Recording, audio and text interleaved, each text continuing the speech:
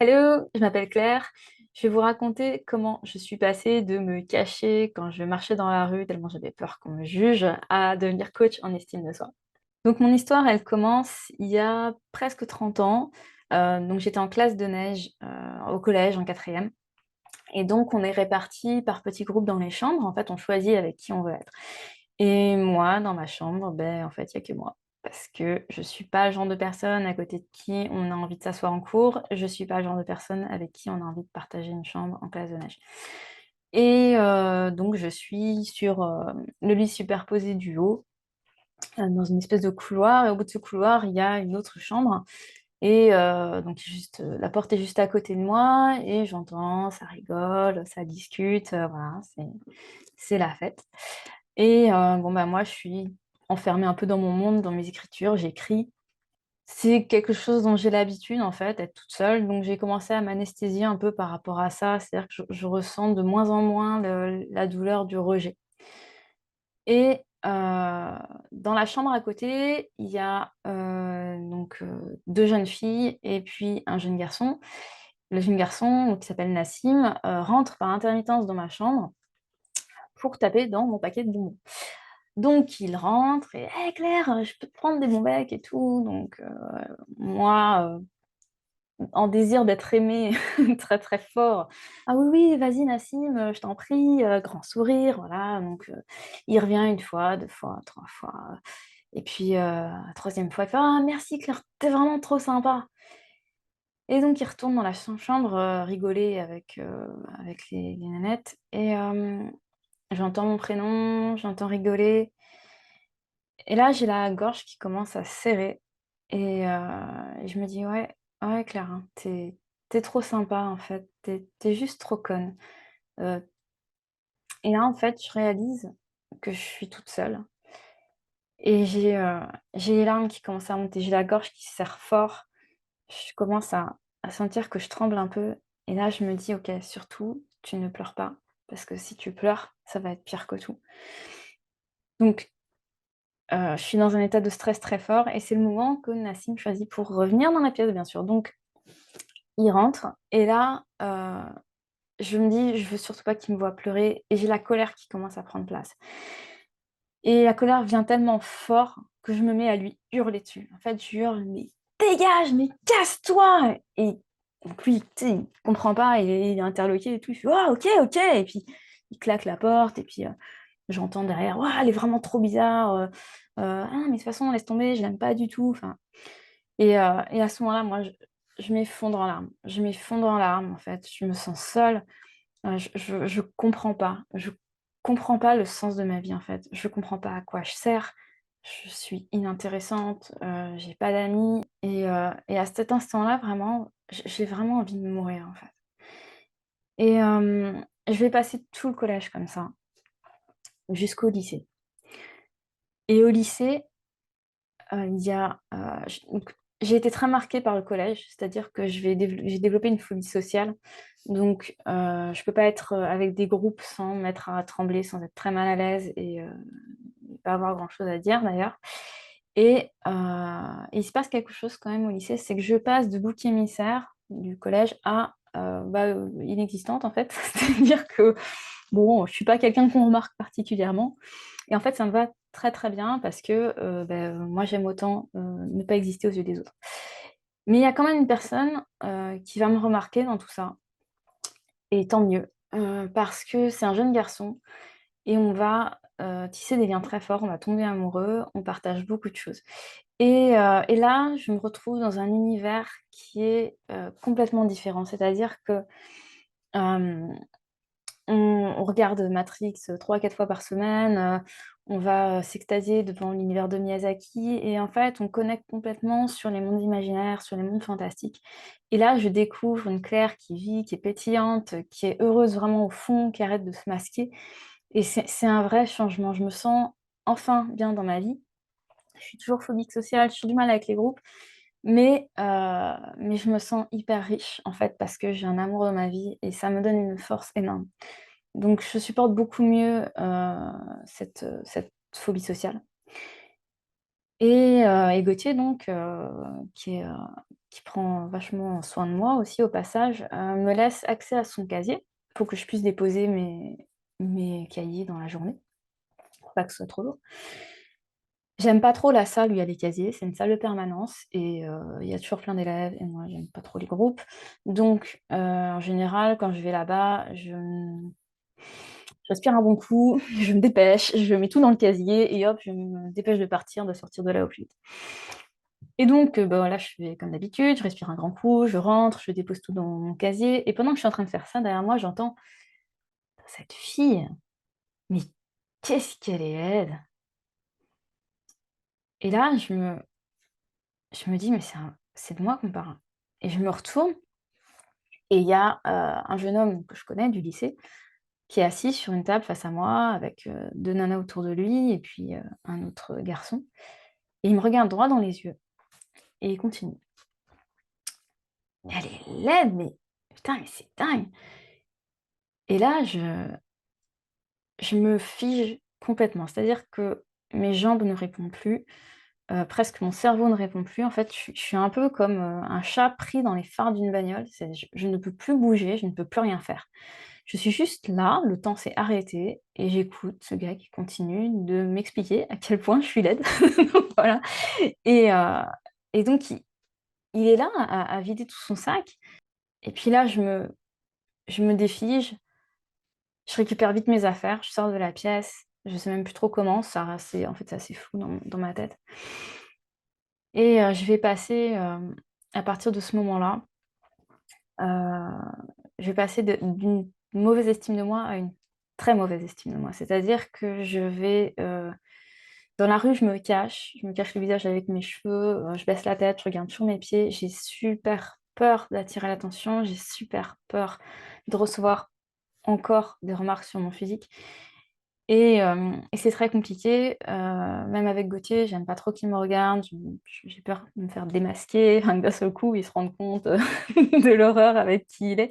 Du coup, je vais chercher des solutions quand même, je vais aller voir des psys, je vais aller voir un magnétiseur, un kinésiologue, enfin, je vais enchaîner un nombre de thérapies, dingue et il y a du mieux dans le sens où j'apprends à créer des masques et des personnages qui sont pas vraiment moi, mais qui me permettent de survivre au milieu des groupes.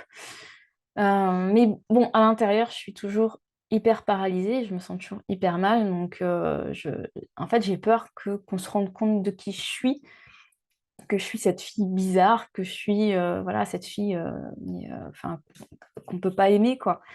Et je vis vraiment dans la peur, même avec mes proches, même avec, ma famille, mon frère, ma sœur, je suis toujours dans cette peur qu'ils se disent, «Bah, oh, elle est pas drôle, elle est pas intéressante». Et voilà, et ça prend vraiment énormément le pas sur ma vie. Mais voilà, j'arrive à m'en tirer avec ces masques sociaux. Avec Gauthier, on finit par se séparer.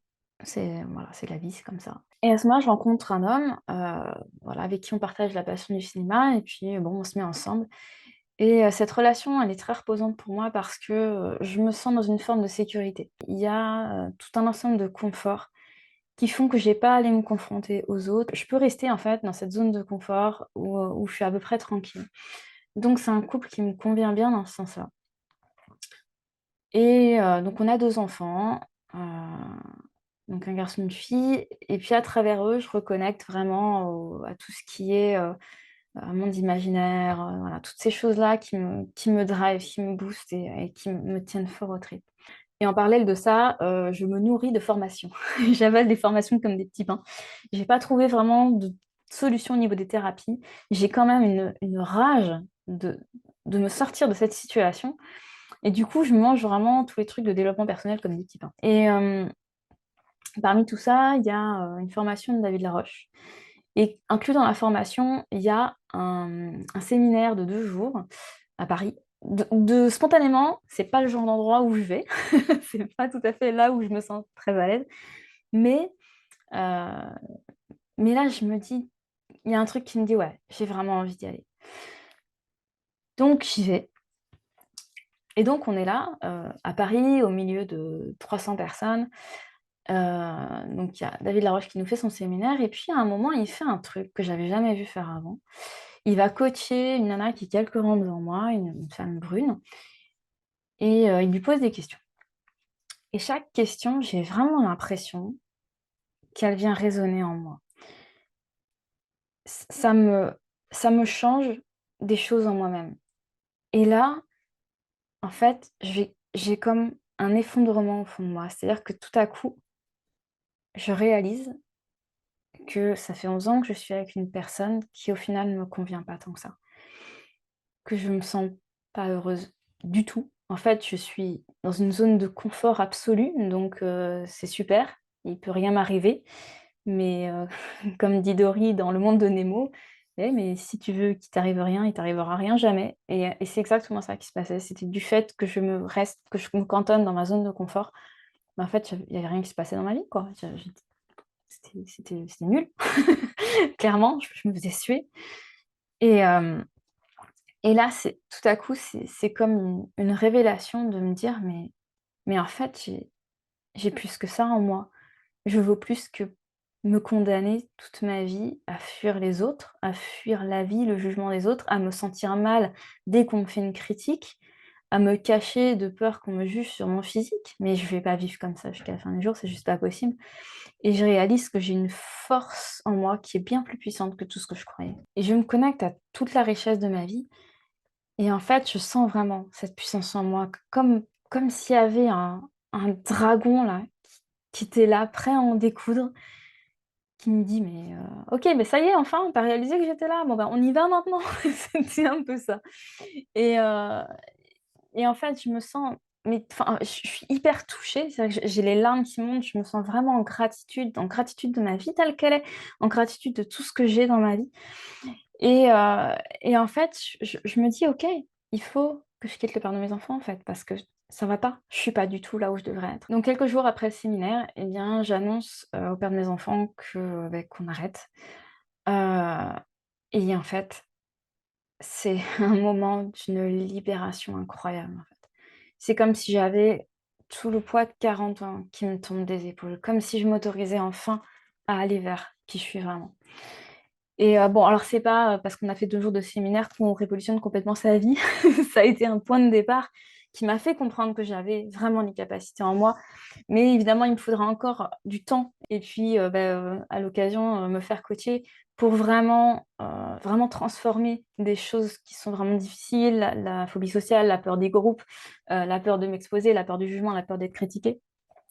Tout ça, je vais abattre toutes ces barrières-là, une par une. Et en fait, là, moi, ce que je peux vous dire, c'est qu'il y a 4 ans, quand j'allais chercher mes enfants à l'école, je me mettais devant la grille et j'étais terrifiée à l'idée qu'un parent puisse venir me parler ou juste venir me dire bonjour. J'étais là à prier pour que les enfants sortent au plus vite, pour que je puisse les choper et qu'on puisse partir de là, Fissa. Et aujourd'hui, j'ai l'idée 60 personnes dans une salle pour danser, alors que j'ai jamais fait de danse de ma vie. C'était un peu n'importe quoi, mais c'était un moment extraordinaire. J'ai coaché 2 fois devant des salles de 200 personnes. Ça a été aussi des moments vraiment hyper riches et extraordinaires. J'ai ma chaîne YouTube, que j'ai créée. Au début, je me cachais et puis, maintenant je me montre et j'affirme qui je suis. Et jour après jour, en fait, j'ose de plus en plus être qui je suis et me montrer telle que je suis et affronter le regard des autres parce que en fait, la vérité, c'est que le regard des autres, ben, on s'en fout parce qu'en fait, il y aura toujours quelqu'un pour vous critiquer. Il y aura toujours quelqu'un qui trouve que ce que vous faites, c'est bizarre. Donc, quitte à être critiqué pour quelque chose, autant être critiqué pour être soi-même. Et ça part d'une décision vraiment prise à ce moment-là, la décision de ne plus laisser ma vie être dirigée par des fantômes du passé, parce que c'était ça, c'était des ombres de fantômes du passé qui dirigeaient ma vie. Donc la décision de dire stop à ça et d'oser vraiment affirmer qui je suis. Et mon message, il est là. Tout part d'une décision. Et vous, c'est quoi votre décision?